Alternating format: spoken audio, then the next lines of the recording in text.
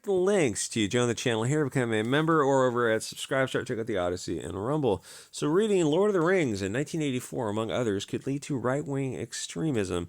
I think this is a UK government report reads. So what happened was the British government's counter large-scale Malamin say prevent program was started after 9/11 for obvious reasons to focus on that group and that issue.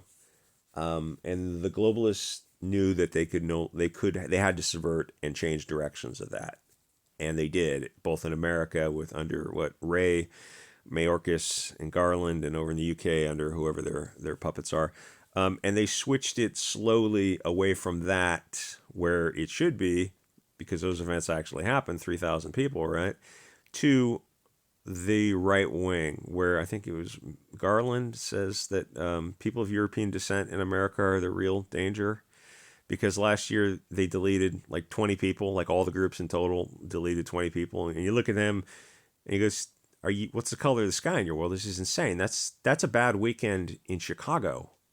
Oh yeah, but we're not gonna look at Chicago. We're just gonna focus on this people who look like you. But the numbers don't make sense. Chicago alone, over the past 3 years, it's been pretty rough because the BLM stuff got everyone worked up. I think they hit 1,000 people got deleted.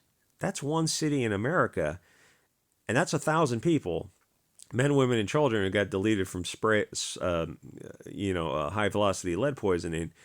And Mayorkas and Garland are focusing on, like, I don't know, the Patriot front groups or Patriot alternative groups, that kind of stuff. They're looking at like the Proud Boys or Nick Fuentes or something. And you go, so in total, those right wing fair skin groups, that's like 20 people last year that they were responsible for. Yeah. So what's going on here? I mean, this is you're looking at you're cleaning up a moat of dust, but there's like 20,000 people in American cities that are coming from getting deleted by gang activity, and you're ignoring that for some reason. None of what you're doing makes sense unless you just hate white people. Yeah, that's it. You got it. That's what it really boils down to. You shouldn't be spending any resources, any money whatsoever, focusing on like the Proud Boys, those kind of groups. That's insane. That's absolutely insane that you're spending millions of dollars on that.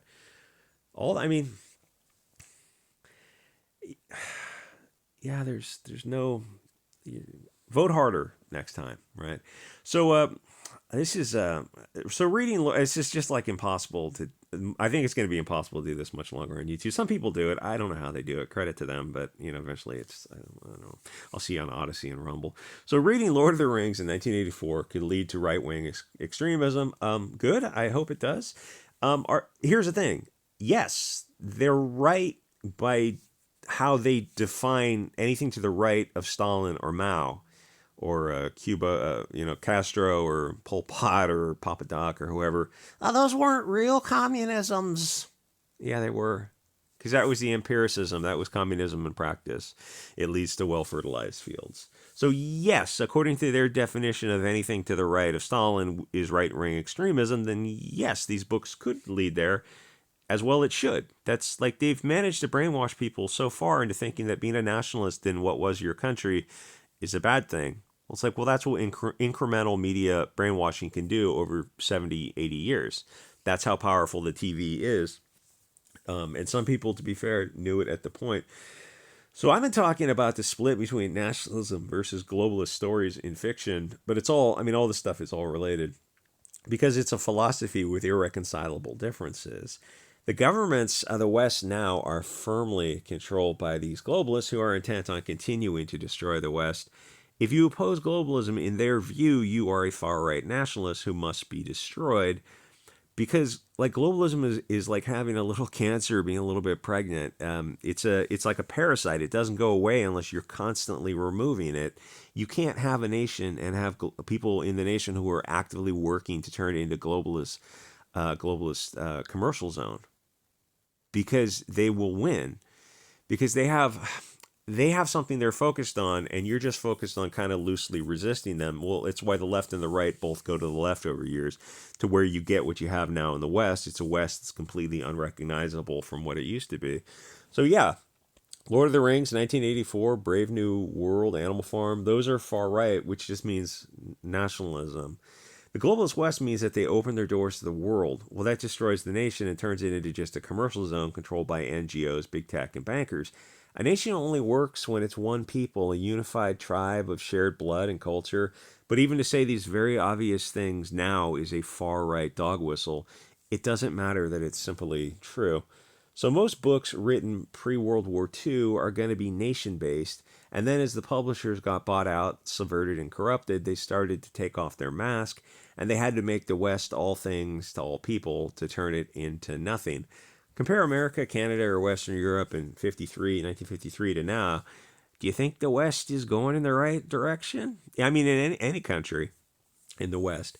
You have English nationalists in England being kicked off of social media, and the banks and MasterCard payment processors are all closing their accounts. They can't crowdfund, they can't move money around, they can't be in the mainstream banks, they can't even, they're on no fly list, they can't rent cars or hotels because they're English nationalists in what was their country of England. When your country belongs to the NGOs, you're not allowed to be a nationalist or having group preferences or essentially form a nation within a nation for survival. Your doors must always be open. Your country, you don't have agency, you don't have autonomy anymore. Other groups are allowed it, but you're not until you're destroyed. Your country becomes nothing but an economic zone run by international business. Other countries still have borders and prevent people coming in, but America, Canada, Australia, and Europe must have these open doors. So yeah, if you read Lord of the Rings, it's a based story, especially if you read the ending of Return of the King. A group of different tribes team up to go accomplish a mission, and then at the end, they go back to their tribes and await the next mission. You juxtapose this to something like Rings of Power, and it's a globalist wet dream. You have these cities with tribes from all over the world under the rule of a woman from another part of the world. So the city is comprised of eternal strangers who have nothing to unify them. It doesn't make sense when you look at it. When you look at it, it's like, oh, just suspend your disbelief. It's like, well, you got to make some effort at verisimilitude before we have that willing suspension. And at the first sign of a stressor event, the city is going to fall to pieces because they can't come together as one people because they're simply not one people. They're strangers living together, united by absolutely nothing. In the 40s, the English were able to come together in that time period, those events, and trust each other and take risks for each other in times of danger. Most everyone tried to team in and do their part because they were one group of people. If that situation were to happen to modern London, they would fall to pieces because they'd be in the most danger from each other. How do you know who the good guys or the bad guys are? You saw what happened in Ukraine. As soon as the conflict hit, groups of people didn't stay and fight. They packed their bags and they fled the country because they were fair weather friends. They were only there to extract resources from the country. They're not going to stay and fight for a country because it's only an economic zone to them. Why would they stay and fight? They can just go to a new economic zone like the UK and so on. If you have two commercial zones fighting, nobody cares because it's like United States of Google fighting the territory of Chase, Wells Fargo, Bank, MasterCard. Who cares? What are you fighting for? To be ruled by one slave master versus another? They say that they're fighting for democracy in the Ukraine, but Zelensky shut down the churches, the press, free assembly, right of redress of grievance, and allowed some people to actually leave the country and forced the real Ukrainians, he drafted them, he forced them to stay and fight. So some people left, but other people had to stay and fight. So what democratic values are you fighting for exactly? With 1984, yeah, it's a dog whistle. This article points out, there's a 2019 article comparing 1984 and the Trump years, and this was before the voodoo hit. How they're trying to make it apply to Trump, but it didn't make a whole lot of sense. And then the Wu flu hit, and the media made people afraid, and suddenly a totalitarian government was totally cool with authoritarianism. And 1984 was wrong think, especially now with Biden in charge, which is there's many articles by these left-wingers who come out and say how 1984 is way off base. And no, it doesn't apply now. But, they tell you it doesn't apply. It's like the government tells you you don't need a liberty device, buddy. You need you need a whole creator liberty devices. So the Hegelian model in full effect, you make people afraid, then you promise a solution. Well, I mean, I guess that's gaslighting when they tell you that the thing you're observing isn't happening. And it's like Kramer's is it Kramer's or Cranston's stock portfolio? I think there's actually a reverse Kramer stock what do you call spider index chart that it just reverses like the Nancy Pelosi stock stock tracker. Anyway, so they promised a solution. It might be in 20 plus years ago. It was the Patriot Act type of thing. It's all you got to do is give up your liberty, and the government will take the fear away. Except, I mean, the government can't even take care of people in a Hurricane Katrina or any natural disaster, like in Ohio. Three weeks later, Buttigieg, the feds finally show up, but Biden hasn't gone to Ohio. His BJVP hasn't gone to Ohio. I don't think he flew to Ukraine to give taxpayer money to Zelensky instead of flying to Ohio because Ohio is 95% white, and apparently he hates your federal government hates people of European descent. It's all fake. You don't have national governments in the West anymore. This is the stage where they're looting the treasury. They don't care about the people because the people, not to be blunt, are not their people. That's the insurmountable failure of a liberal, diverse society. It's game theory tribalism 101. Society can't function for long because you care about your tribe more than the other tribe. But society is dependent on that truism not being true, except it is true. Nobody's going to go to war for Facebook, Wells Fargo, United States against Russia or China because who cares? China and Russia are more real nations than anything in the West now. Most of us would probably be fighting for Russia to take over Europe, Canada, and America to save it from itself because they seem intent on self-destruction. So yeah, I can see how reading 1984 today would be problematic for the globalist Twitter kids. They really do believe in wrongthink, and free speech scares the participation trophy generation.